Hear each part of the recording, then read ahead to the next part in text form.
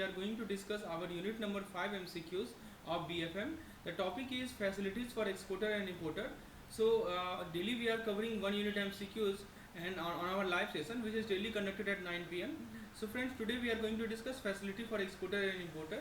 Friends, before beginning this particular lecture, let me introduce you to our daily quizzes and mock test program.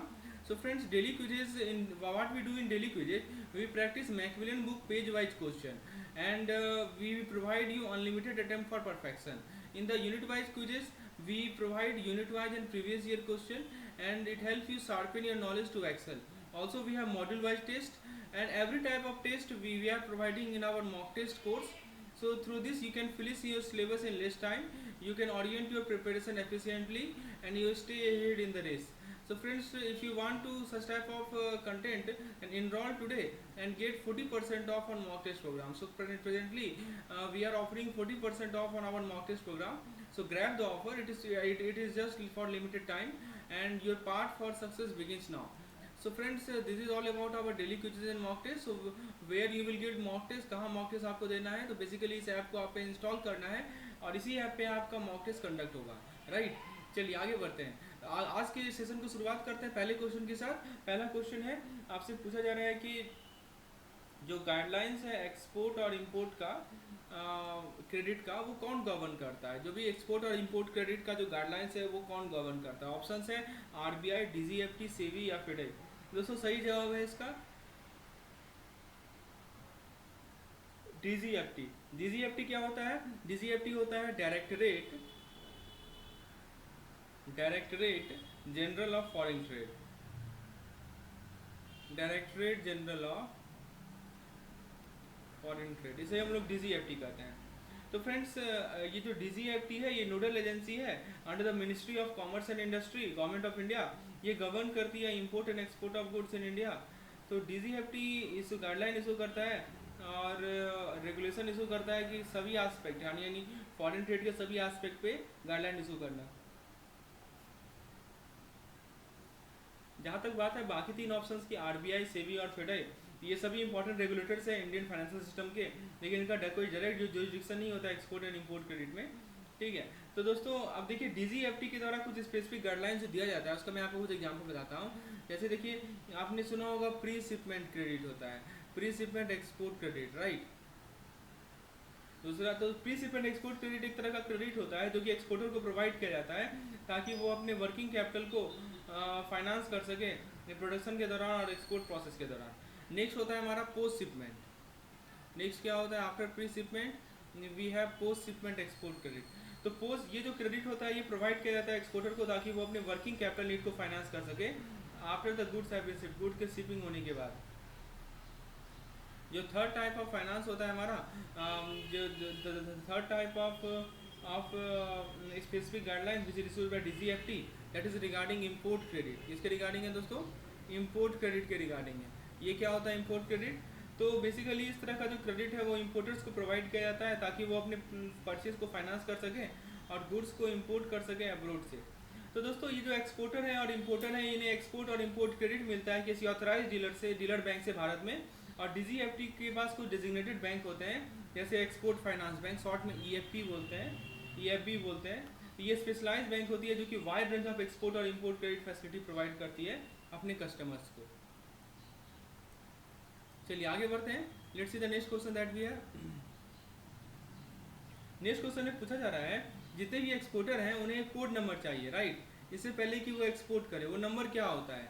So every exporter requires a code number before making export. What is the number? Options are export code number offered by issued by RBI, identification number issued by export promotion council, IC number issued by DGFT, facilitation number issued by FIEO. दोस्तों सही जवाब है इसका, the correct answer to this particular question is identification number, sorry option number C, IC number issued by DGFT. देखिए IC का मैं full form आपको बता देता हूँ। आईसी का फुल फॉर्म होता है इंपोर्टर एक्सपोर्टर कोड। तो इंपोर्टर एक्सपोर्टर कोड आईसी का फुल फॉर्म होता है। तो बेसिकली ये है क्या, ये 10 डिजिट का एक कोड है जो कि कौन इशू करती है? डीजीएफटी इशू करती है। किसे इशू करती है? उस बिजनेस को इशू करती है जो कि इंपोर्ट करना चाहते हैं या एक्सपोर्ट करना चाहते हैं गुड्स एंड सर्विसेज को भारत से। तो आईसी नंबर मैंडेटरी है सभी एक्सपोर्टर्स के लिए और सभी इम्पोर्टर्स के लिए भारत में। बाकी ऑप्शंस की यदि हम बात करें तो पहला ऑप्शन कह रहा है कि exporter code number issued by RBI. तो दोस्तों देखिए, ये जो आरबीआई जो है कोई एक्सपोर्टर कोड नंबर इशू नहीं करती है, पहली बात। दूसरी बात दोस्तों, दूसरा ऑप्शन कह रहा है कि identification number issued by export promotion council. तो export promotion council identification number तो इशू करती है, लेकिन अपने मेंबर को इशू करती है। ये जो नंबर है वो एक्सपोर्ट के लिए नहीं करती। और लास्ट जो ऑप्शन कर रहा है facilitation number issued by FIO. दोस्तों एफआईओ का फुल फॉर्म याद रखिएगा, federation of India export organisation. ये बेसिकली एक ट्रेड एसोसिएशन है जो कि एक बहुत तरह का सर्विस अपने एक्सपोर्टर को प्रोवाइड करता है, लेकिन ये जो है फैसिलिटेशन नंबर इशू नहीं करता। तो फ्रेंड्स होपफुली आपने समझ में आ गया होगा कि ये चारों ऑप्शन में से क्यों थर्ड ऑप्शन ही सही है। तो देखिए आईसी नंबर को लेना है ना, तो जो बिजनेस है वो ऑनलाइन अप्लाई कर सकते हैं डीजीएफटी की वेबसाइट से, और application process simple straight forward है। और जैसे एप्लीकेशन इसे अप्रूव होगा तो बिजनेस जो है बिजनेस को आईसी नंबर इशू कर दिया जाएगा। चलिए hopefully you have understood this particular question. Now let's C question number 3।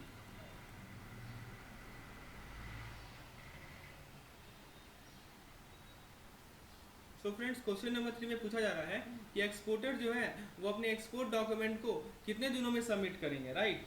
Options are, जिस दिन से डॉक्यूमेंट का डेट है उसके 15 दिन में, शिपमेंट के डेट से 15 दिन में, डेट ऑफ डॉक्यूमेंट से 21 दिन में, और शिपमेंट के डेट से 21 दिन में।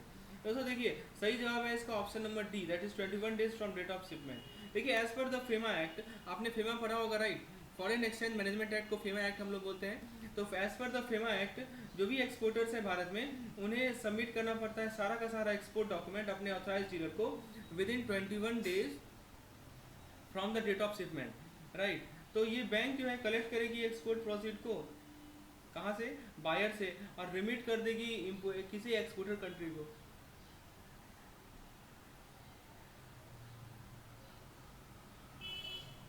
तो जो एक्सपोर्टर जो सबमिट नहीं कर पाते हैं अपने एक्सपोर्ट डॉक्यूमेंट को बैंक को with in the prescribe time period, तो उन्हें दोस्तों पेनल्टीज लगता है, राइट। अब आप ये पूछेंगे कि कौन कौन से एक्सपोर्ट डॉक्यूमेंट आते हैं जो कि सबमिट करने पड़ते हैं बैंक्स को। मैं आपको समझा देता हूँ। देखिए क्वेश्चन से कंसेप्ट क्लियर कीजिए। पहला है commercial invoice, the first is commercial invoice, okay this is the first. दूसरा है दोस्तों हमारा पैकिंग लिस्ट, और third is bill of lading, and fourth is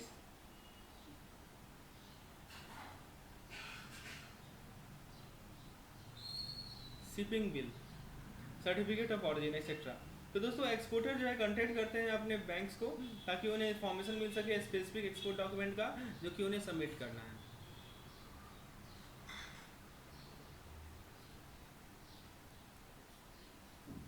now let's see the next question, question number 4।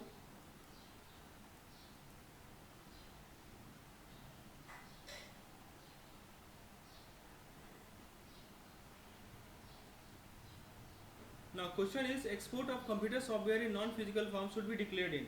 यानी दोस्तों पूछा जा रहा है कि जो हमारे कंप्यूटर सॉफ्टवेयर का एक्सपोर्ट होता है नॉन फिजिकल फॉर्म में, उसे किस फॉर्म में डिक्लेयर किया जाएगा, GR form, PB form, softex form, ENC form. सही जवाब है इसका सॉफ्टेक्स फॉर्म। दोस्तों मैं आपको सॉफ्टेक्स के बारे में बता दूं, ये बेसिकली क्या है, ये एक डिक्लेरेशन फॉर्म है, जैसा कि नाम में ही लिखा हुआ है डिक्लेयर्ड इन। तो this is a declaration form जिसको exporters of the computer software, जिनको एक्सपोर्टर्स के द्वारा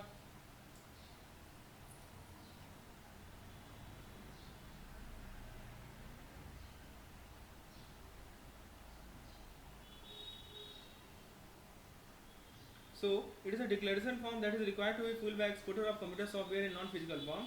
इस फॉर्म के थ्रू इन्फॉर्मेशन कलेक्ट किया जाता है एक्सपोर्टेड सॉफ्टवेयर के बारे में, जैसे कि किस तरह का सॉफ्टवेयर था, उसका वैल्यू कितना था एक्सपोर्ट का।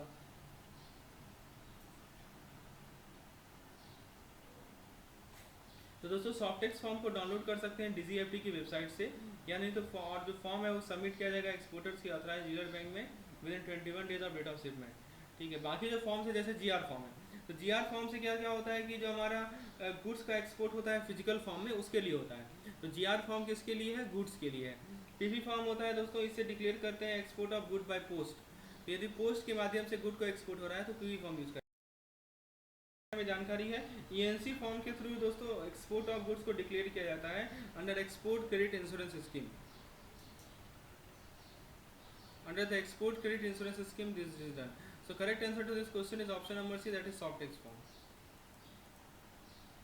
Now next question, which of the following is not exempt from EDF?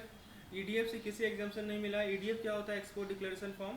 Options are goods or software exceeding 25,000 US dollar in value, gift of good worth not over 5 lakh dollar, give rupees 5 lakh, gift not exceeding US dollar 1,000 per transaction, exported to Myanmar under bilateral trade agreement, and all are exempted from EDF. तो बताइए दोस्तों, इनमें से किसे exemption नहीं दिया गया है EDF से अंदर? दोस्तों देखिए, सही जवाब है ऑप्शन नंबर ए, गुड्स और software exceeding 25,000 US dollar in value. देखिए क्या है कि जो भी हमारे गुड्स है सॉफ्टवेयर है जिनका वैल्यू जो है US डॉलर 25,000 से ज़्यादा है, इन्हें एग्जाम्पशन नहीं दिया गया है फ्रॉम एक्सपोर्ट डिक्लेरेशन फॉर्म, और बाकी को दिया गया है. जैसे और दूसरे ऑप्शन, जैसे मान लीजिए कि गिफ्ट्स ऑफ गुड, राइट, यहाँ देखिए लिखा है ना, gift of good worth not over 5 lakh, right, तो इसको दिया गया एग्जाम्पशन. और दोस्तों goods not exceeding USD 1,000 per transaction, इसे भी दिया गया एग्जाम्पशन.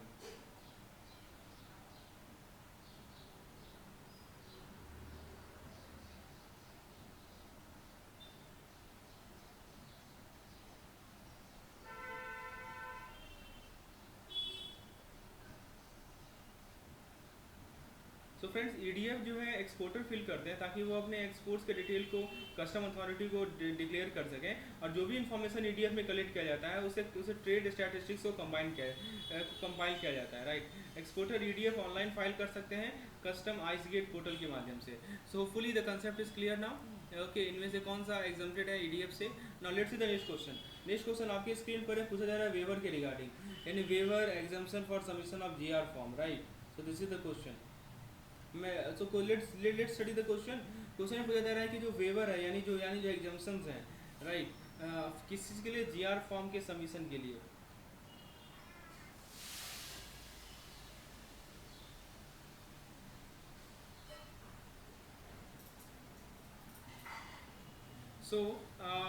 पूछा जा रहा है कि एग्जाम्पशंस जो है submission of GR form in made in case of export remittance of foreign exchange in which of the following case, यानी किस केस में एग्जाम्पशन दिया गया है. ऑप्शन है 5 लाख तक का गिफ्ट हो, ऑप्शन 2 है ट्रेड सैंपल का, ऑप्शन सी है 25,000 डॉलर का एक्सपोर्ट हो, या ऑप्शन डी है ऑल ऑफ द अबव. सही जवाब है दोस्तों इसका all of the above, option number D is the correct answer. देखिए ये सभी केसेस में दिया जाता है 5 लाख तक का गिफ्ट हो, यानी तो ट्रेड सैंपल हो, या एक्सपोर्ट हो अप टू $25,000. इसका मतलब ये हुआ कि जो एक्सपोर्टर्स हैं वो इन तीनों केसेस में उन्हें एक GR फॉर्म सबमिट नहीं करना पड़ेगा अपने ऑथराइज डीलर बैंक को.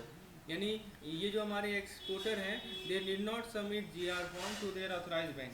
तो दोस्तों GR फॉर्म क्या होता है? GR फॉर्म एक डिक्लेरेशन फॉर्म है जिसको फिल किया जाता है एक्सपोर्टर्स के द्वारा ताकि वो अपने एक्सपोर्ट को डिक्लेयर कर सके रिजर्व बैंक ऑफ इंडिया को, यानी RBI को.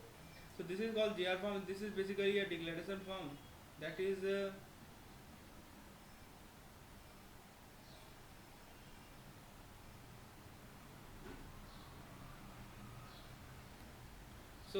GR फॉर्म एक डिक्लेरेशन फॉर्म होता है ताकि जिसे एक्सपोर्टर फिल करते हैं ताकि वो अपने एक्सपोर्ट्स को डिक्लेयर कर सके RBI को. ये फॉर्म के द्वारा इन्फॉर्मेशन कलेक्ट किया जाता है एक्सपोर्टेड गुड्स के बारे में, टाइप्स ऑफ गुड्स के बारे में. एक्सपोर्टेड जिन्हें एग्जाम्पशन दिया जाता है GR फॉर्म के सबमिशन का, वो एक रिकॉर्ड मेंटेन करेंगे अपने एक्सपोर्ट का, और दोस्तों जो भी इन्फॉर्मेशन है RBI को रिक्वेस्ट पे होने पे वो प्रोवाइड करेंगे. So correct answer correct answer is option number D, all of them. So friends, before continuing the lecture, let me introduce you to our CIP comprehensive course, which includes PDF, videos, mock tests, daily quizzes, and capsule PDF. So all the contents are provided to you in a single course. This course validity is 6 months, and for more detail, you can just install this particular app and send the text.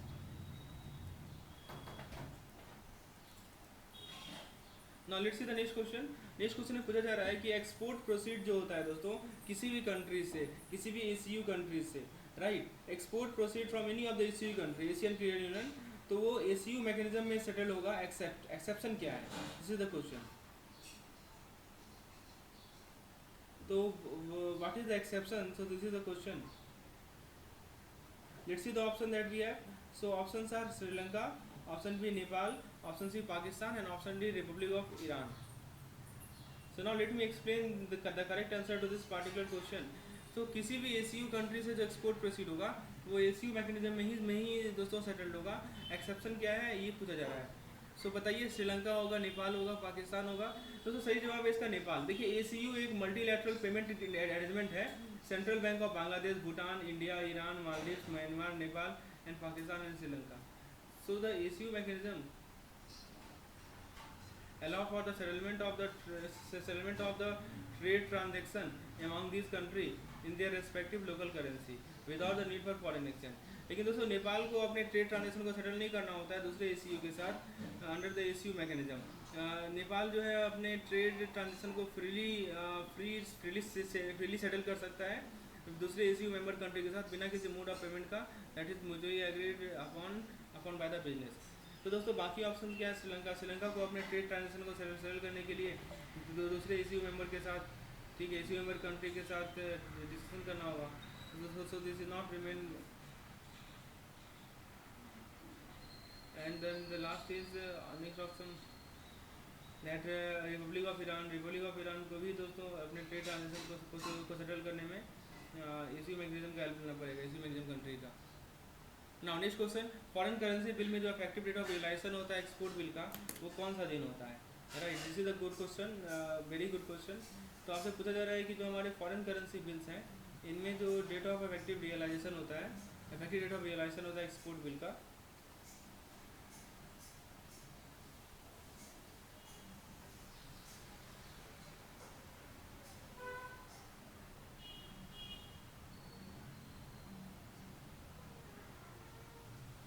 so let's see what are the options. So options are पहला option है David Vostro and the second option is David nostro और the third option is credit Vostro and last option is credit nostro. इस question को solve करने से पहले आपको ये नॉस्ट्रो वॉस्ट्रो का मतलब क्लियर होना चाहिए। नॉस्ट्रो मतलब our account with you, vostro मतलब your account with us, and I think the debit and credit concept is clear to you, right. तो दोस्तों फॉरेन करेंसी बिल में जो इफेक्टिव डेट ऑफ रियलाइजेशन होता है एक्सपोर्ट बिल का, वो कौन सा होता है? That's the question, very good question, it may be asked.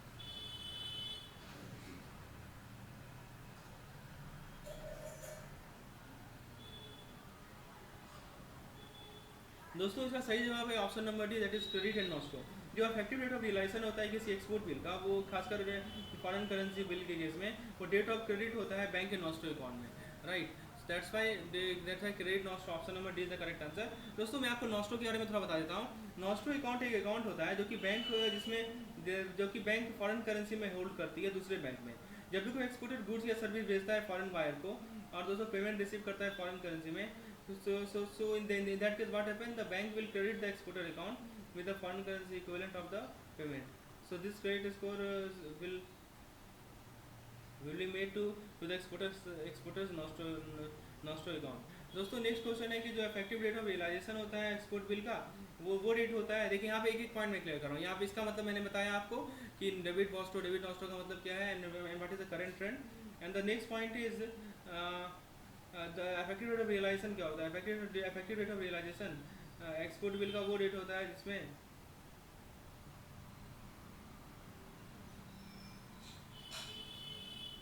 Effective date of realisation export bill का वो डेट होता है जिस पे एक्सपोर्टर्स का जो नॉस्ट्रो अकाउंट है वो फॉरेन करेंसी पेमेंट से क्रेडिट होता है। ऐसा इसलिए क्योंकि एक्सपोर्टर जो है अपने फॉरेन करेंसी को एक्सेस कर सकता है, यूज कर सकता है, राइट। सो बाकी ऑप्शन जो है जैसे डेबिट वॉस्ट्रो, तो दोस्तों डेबिट वॉस्ट्रो इंडिकेट करता है कि बैंक जो है फंड विड्रॉ कर रही है एक्सपोर्टर्स के नॉस्ट्रो अकाउंट से, और ये वो केस नहीं है, ठीक है। डेबिट नॉस्ट्रो मतलब ये इंडिकेट करेगा कि बैंक जो है विड्रॉ कर रही है फंड को from the exporters life.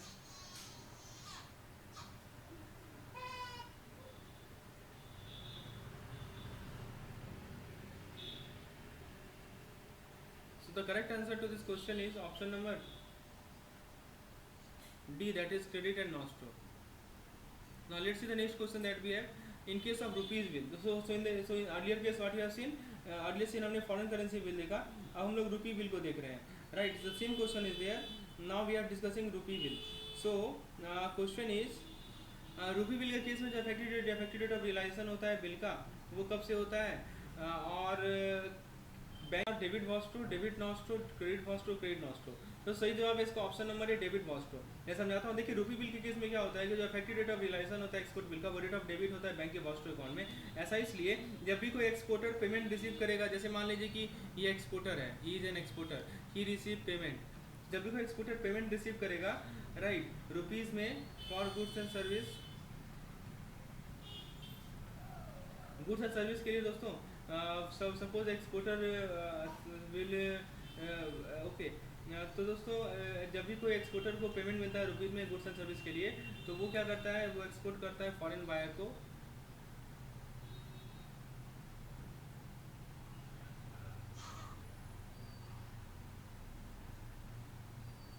and the foreign buyer Vostro account is an account that the foreign buyer bank hold in rupees with the exporter of the bank. So friends, यहाँ पे इस particular case में जो attractive that the effective date of realization is the date दोस्तों effective date of realization export bill का वो date होता है जिसपे फॉरेन बैंक के नॉस्ट्रो अकाउंट को डेबिट किया जाए, ऐसा इसलिए कि एक्सपोर्टर आप एक्सेस कर सकते हैं।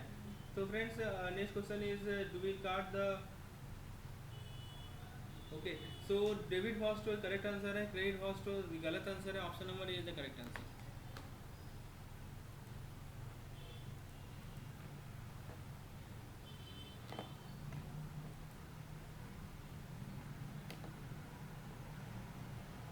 Now let's see the next option, next question, जो हमारा एक्सपोर्ट बिल रियलाइजेशन होता है उसे कितने दिनों में किया जाता है, राइट, एक्सपोर्ट बिल को कितने दिनों में रियलाइज किया जाता है, this is the question, very good question it is. So let me explain this particular question, that export bill is realized in how many days? Options are 180 days, option B 9 month, option C 1 year, option D 15 month। So बताइए दोस्तों क्या सही जवाब है इसका, export bill का realisation कब होता है, that's the question.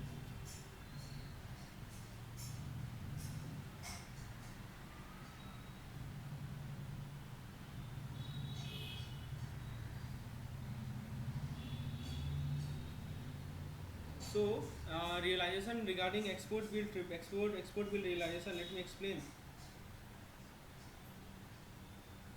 So friends, export bill जो है 9 महीने में, right, 9 month is the correct answer, 9 month में रियलाइज किया जाता है डेट ऑफ शिपमेंट से। तो फेमा ये करता है कि एक्सपोर्टर जो है उन्हें फुल पेमेंट मिल जाएगा एक्सपोर्टेड गुड्स का या सर्विसेज का with in 9 month of shipping them, यानी शिपमेंट से 9 महीना के अंतर्गत जो एक्सपोर्टर है उन्हें फुल पेमेंट मिल जाएगा, राइट। तो रिजर्व बैंक ऑफ इंडिया जो है एक्सटेंशन अलाउ करती है 9 महीने पीरियड का कुछ केसेस में, जैसे कि मान लीजिए गुड्स एंड सर्विस जो है एक कंट्री को एक्सपोर्ट किया जा रहा है जिसके साथ इंडिया का बायलैटरल ट्रेड रिलेशन एग्रीमेंट है। यदि मान लीजिए गुड्स एंड सर्विस जो एक्सपोर्ट किया जा रहा है कंसाइनमेंट बेसिस पे, या गुड्स एंड सर्विस को एक्सपोर्ट किया जा रहा है वैसे कंट्री को that is preparing so friends correct answer is 9 month, option number B. मान लीजिए क्वेश्चन ये पूछ रहा है कि यदि मान लीजिए कोई एक्सपोर्ट बिल अनरियलाइज रह जाता है, राइट, तो यानी कि ओवरड्यू बिल हो गया, अनरियलाइज बिल बोले, यानी कि ओवरड्यू था इसलिए वो अनरियलाइज हो गया। अब दोस्तों beyond 6 month of date of export, 6 महीना बीत चुका है डेट ऑफ एक्सपोर्ट से, तो it should be reported to RBI in which type of statement, on half yearly basis.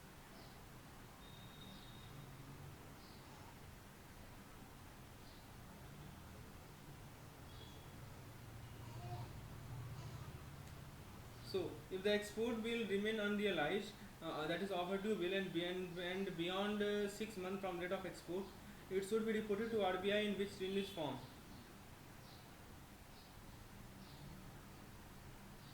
So the options are ETX, XOS, PP and SDF.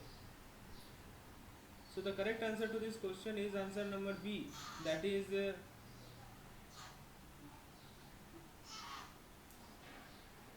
so option number B, that is XOS। मैं समझाता हूँ XOS क्यों सही जवाब है इसका। Let me explain this particular question. So it should be reported to RBI in which type of statement? This is the question, that is ETX, SOS, PP and SDF. So friends, let's see this particular question। देखिए दोस्तों XOS का full form पहले समझिए। XOS का full form है overdue export bill statement, इसका full form है overdue export bill statement, right. तो दोस्तों ये वो स्टेटमेंट होता है जो कि एक्सपोर्टर को सबमिट करना होता है अपने ऑथराइज्ड डीलर बैंक को हाफ ईयरली बेसिस में इन्हें सबमिट करना होता है, जिस कारण से, और दोस्तों हर एक को एक्सपोर्ट बिल को रिपोर्ट करना है जो कि अनरियलाइज हो गया है 6 महीना के बाद फ्रॉम डेट ऑफ एक्सपोर्ट। दोस्तों ये जो एक्सओएस स्टेटमेंट होता है ना, वो सबमिट किया जाएगा बैंक को with in 30 days from the end of the half year. तो हाफ ईयर के 30 डेज के अंदर ये एक्सओएस डेट सबमिट करना है। अब हाफ ईयर क्या होता है, जैसे 1 अप्रैल से लेकर 30 सितंबर, तो ये हाफ ईयर कहलाएगा। उसके बाद 1 अक्टूबर से लेकर आपका 31 March, So this is called half year, right?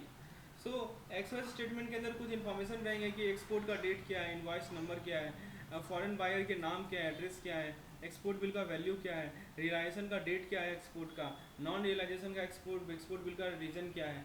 तो बैंक क्या करेगी, एक्सवाइज स्टेटमेंट को सबमिट, जो भी रिसीव हुआ है एक्सपोर्टर से, वो बैंक आरबीआई को सबमिट कर देगी। आरबीआई जो भी इन्फॉर्मेशन एक्सवाइज स्टेटमेंट में कलेक्ट की है उसको यूज करेगी ताकि एक्सपोर्ट प्रोसीड को रियलाइज करे।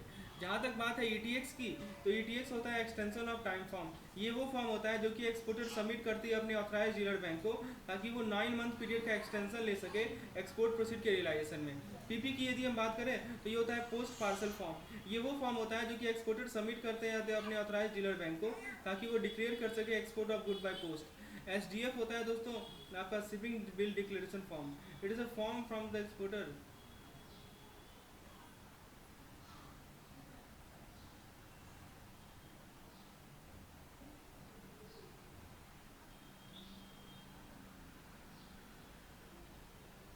So the correct answer to this particular question is XOS we have discussed. Now, before continuing the lecture, let me introduce you to our CIB PDF plan. So in PDF plan, what you get unit-wise theory PDF, unit-wise MCQs PDF, which is amount to 3000 plus MCQs. Also, we provide quick revision capsules for quick revision and previous year questions. So all this content you will get for all 4 subjects. Okay, this plan, and also we are offering 40% discount. So do enroll in that particular plan. Now next question is, what is the time limit as per FIDE rule for crystallization of overdue FC exported bill purchased by the bank? तो पूछा जा रहा है कि FIDE rule के अनुसार time limit क्या है ओवरड्यू बिल के क्रिस्टलाइजेशन का, right? This is the question. So what are the options? Options देखते हैं कि जिस दिन ओवरड्यू हुआ उसके 10 दिन, ऑप्शन बी कर रहा है कि जिस दिन ओवरड्यू हुआ उसके 15 दिन, ऑप्शन सी कर रहा है कि जिस दिन ओवरड्यू हुआ उसके 30 दिन, ऑप्शन डी कर रहा है कि बैंक के डिस्क्रिप्शन पे है।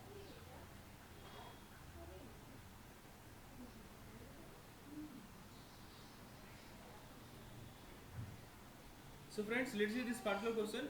What is the time limit as per FIDE rule for crystallization of overdue foreign currency export bill purchased by the bank? So let me explain this particular question clearly. देखिए FIDE का rule ये कहता है कि कोई specific time limit नहीं है overdue FC के क्रिस्टलाइजेशन का। तो बैंक जो है डिसाइड कर सकती है अपने डिस्क्रिप्शन पे कि उस बिल को कब क्रिस्टलाइज करना है, लेकिन बैंक को क्रिस्टलाइज करना है बिल को with in a reasonable time period, ठीक है?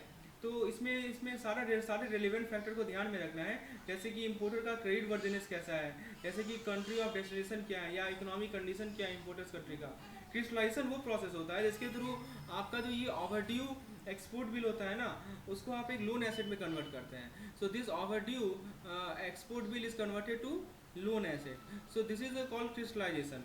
तो फ्रेंड्स, जैसे एक बिल क्रिस्टलाइज हो जाएगा तो बैंक जो है क्लेम नहीं कर सकती कोई लॉस एक्सपोर्टर से on the account of non realisation of the bill. तो बैंक जो है ओवरड्यू एक्सपोर्ट बिल को क्रिस्टलाइज करती है 30 to 60 days after from the date on which the bill become overdue. लेकिन बैंक जो है क्रिस्टलाइज कर सकती है अर्ली बिल को पहले या later depending on the specific circumstance of each case, ठीक है? तो फ्रेंड्स, समझ में आ गया ऑप्शन नंबर डी क्यों सही है, क्योंकि बैंक के डिस्क्रिप्शन पर निर्भर करता है। Next question is EFC account कौन खुलवा सकता है, right? This is a good question. Who can open an EFC account? What you know what is the meaning of this EFC account? Exchange earner foreign currency account, right? So who can, आप देखिए options को जरा देखते हैं। सो options are individuals and companies. So सब options, तो आपसे आपके सामने जो ऑप्शन दिए गए वो है 1 and 2, 1 and 3, 2 and 3 and 1, 2 and 3, right? EFC account कौन खुलवा सकता है? Very good question. Friends, let me explain this particular question clearly in easy manner. तो जितने भी कैटेगरीज होते हैं फॉरेन एक्सचेंज अर्नर का, इसके अंदर इंडिविजुअल भी आते हैं, कंपनीज भी आते हैं जो कि भारत के निवासी हैं, और वो ओपन करवा सकते हैं EFC अकाउंट। EFC अकाउंट एक तरह का बैंक अकाउंट होता है जो कि अलाउ करता है होल्डर्स को कि वो डिपॉजिट करे और विड्रॉ हो। So EFC are the type of bank account that allow holder to deposit and withdraw foreign currency। Account एक तरह का बैंक अकाउंट होता है जो कि होल्डर को अलाउ करता है कि वो डिपॉजिट करे और फॉरेन करेंसी विड्रॉ करे बिना उसे इंडियन रुपीज़ में कन्वर्ट किए। ये बेनिफिशियल होता है फॉरेन एक्सचेंज अर्नर के लिए, क्योंकि उसे टाइम बचता है, मनी बचता है, कन्वर्जन फी बचता है। तो EFC अकाउंट को ओपन करवाने के लिए इंडिविजुअल और कंपनी का अपने बैंक के साथ कुछ डॉक्यूमेंटेशन प्रोवाइड करेंगे, जैसे passport, pan card and proof of foreign exchange etcetera. तो EFC अकाउंट को यूज़ कर सकते हैं अलग अलग पर्पजेज के लिए, जैसे कि receiving payment for exported goods and service and making payment for important goods and service etc. Now what how much can be credited into EFC account, this is a very good question कि आप कितना पैसा जो है EFC account में डाल सकते हैं, this is the question. So options को देखते हैं। Option A is 50%, option B is 75%।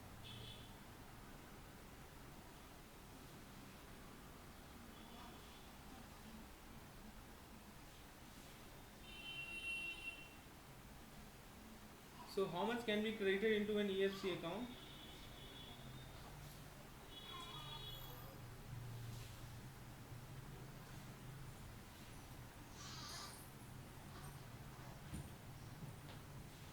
तो 50% foreign exchange earning, 75% foreign exchange earning, 100% foreign exchange earning, and the last option is 100% foreign exchange earning provided the sum total of the accrual of the account during a calendar month should be converted into rupees on or before the last date of succeeding month। दोस्तों सही जवाब है इसका option number D. देखिए जो हमारे EFC account holder है ना, वो अपने फॉरेन एक्सचेंज अर्निंग का 100% जो है अपने अकाउंट में क्रेडिट कर सकते हैं। लेकिन दोस्तों वो कन्वर्ट कर लेंगे जो भी एक्रूवल है अपने अकाउंट में एक कैलेंडर मंथ में रुपीज़ में ऑन और before the last date of succeeding month. ठीक है, अब देखिए जो बैलेंस है EFC अकाउंट का, उसको किस किस पर्पज से अप्रूवल मिला है। पहला कि मान लीजिए इंपोर्टेड गुड्स का पेमेंट करना है, फॉरेन मार्केट में इन्वेस्ट करना है, या ट्रैवल के लिए सेव करना है, या दूसरे खर्चे के लिए, राइट। तो फॉरवर्ड कमिटमेंट का मतलब होता है कॉन्ट्रैक्ट खरीदने का या बेचने का फॉरेन करेंसी को प्री डिटरमाइंड प्राइस पे। यदि EFC अकाउंट होल्डर जो है अपने सम टोटल को कन्वर्ट नहीं करते हैं रुपीज़ में, ठीक है, तो वो उनको पेनल्टी के लिए लायबल होते हैं। Now next question is what are the permissible credit in EFC account. आपसे पूछा जा रहा है दोस्तों कि जो हमारे EFC अकाउंट होते हैं इसमें परमिसिबल क्रेडिट कौन कौन सा होता है। Let's see the option that we have. Options are first is inward remittance through normal banking channel, option B is advance remittance receive by exporter, and next option we have is payment received from exporter of good। जो भी payment हमें goods के export के लिए मिला है और services के एक्सपोर्ट के लिए मिला है भारत से। So let's see the option that we have 1 and 2, 1 and 3, 2 and 3 and 1, 2 and 3। बताइए परमिसिबल क्रेडिट को क्या क्या है हमारे EFC अकाउंट में।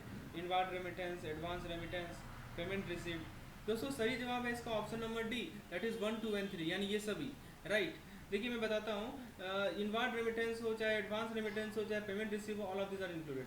तो EFC अकाउंट को डिज़ाइन किया गया है कि वो फ्लेक्सिबल रहे, कन्वीनियंट रहे फॉरेन एक्सचेंज अर्नर के लिए। ये होल्डर को अलाउ करता है कि वो डिपॉजिट करे और विड्रॉ करे फॉरेन करेंसी को बिना उसे इंडियन रुपीज़ में कन्वर्ट किए, और वो बहुत सारे पर्पस के लिए कर सकते हैं ऐसा। जैसे मान लीजिए कि उन्हें एक्सपोर्टेड गुड्स एंड सर्विस का पेमेंट लेना है, या पेमेंट करना है इंपोर्टेड गुड्स एंड सर्विस का, या फॉरेन मार्केट में इन्वेस्ट करना है। So all of this are included, right. So hopefully you have understood this particular question. Now friends, we have CIB mock test program for you in which we provide you daily quizzes, we provide you page wise mock test, we provide you unit wise mock test, module wise mock test, full length mock test. So it is a fully fledged preparation for your CIB examination. So do enroll in this particular course, and if you want to get at a single place all PDF, all videos, all mock test, all daily quizzes, so you can enroll in our comprehensive plan. So this is our app from Google Play Store. Just install this particular app, and after installation you will get this type of interface. You can purchase any course as per your requirement. Okay, and if you have any query related to CIB, please feel free to contact me on this particular number. Do like and share this particular video, and thanks for watching. Do subscribe the channel so that whenever new video get uploaded you will get instant notification. Thanks.